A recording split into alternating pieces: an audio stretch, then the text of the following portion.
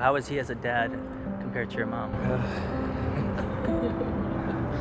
When I was older, he could tell me how he was feeling at that time and some of the challenges that he was going through, which, disabled his ability to love properly. I learned how to communicate with my son in a much more loving way, straight from the very beginning. Our mission at Golden Memories is simple: capture the stories of the past to provide insight on the present and illuminate the path for future generations. Please join us as we bring Golden Memories to the streets. Golden Memories on the streets. I'm sitting with. Rameen. If you could summarize your life in 30 seconds, what would you say? How would you describe your life?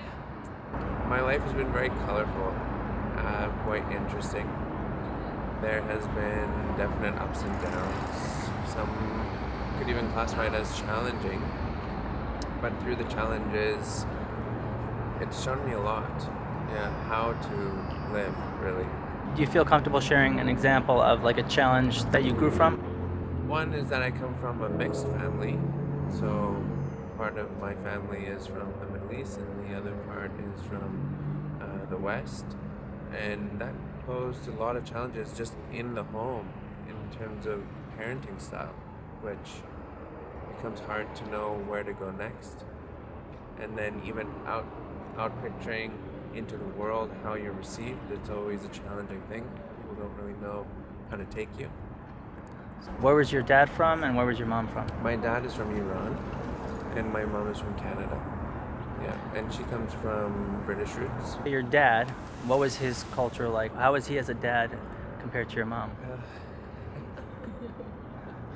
Well, he is very stern. Yeah, very strict. Not necessarily the nicest, warmest, cuddly guy you could ever come across. In relation to my mom, who was a little bit more cuddly, but still,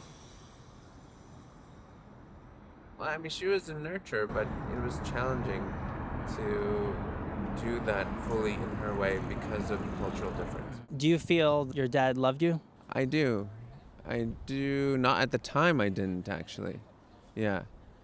So, loved me, I felt no, he did not at the time. Did he ever say I love you? He did, again, but it's kind of cultural to kind of say, cute things to your children in that culture. But I didn't feel like there was a meaning behind it. So you didn't feel it coming through? I didn't feel it coming through, no.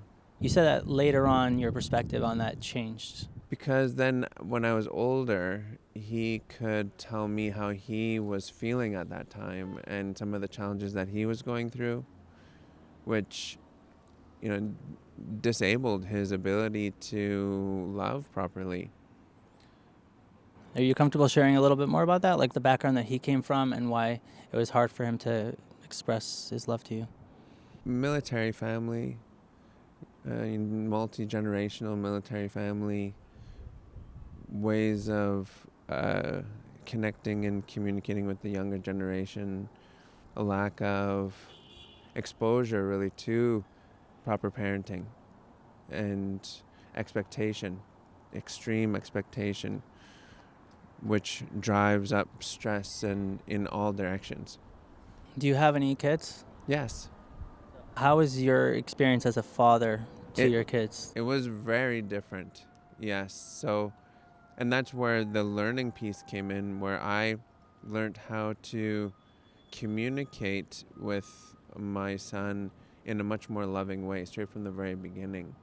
And at each stage and step of his growth and development, I was having memories which in real time I had an opportunity to choose differently, which made me feel very good in many ways and give him a better life.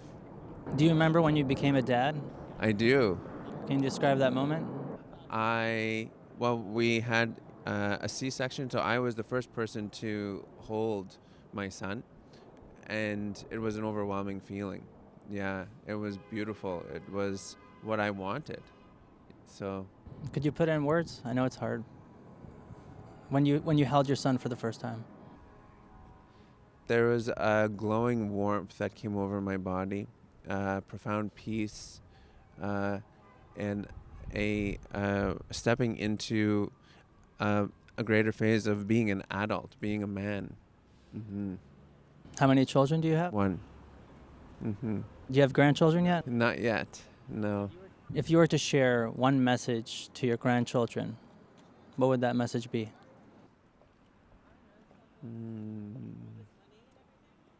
It'd be to be earnest and honest with yourself, and to always keep growing, and remembering that where you came from, where your family came from, is a path, and everyone has trials and tribulations, so we must commit to that growth. Thank you very much.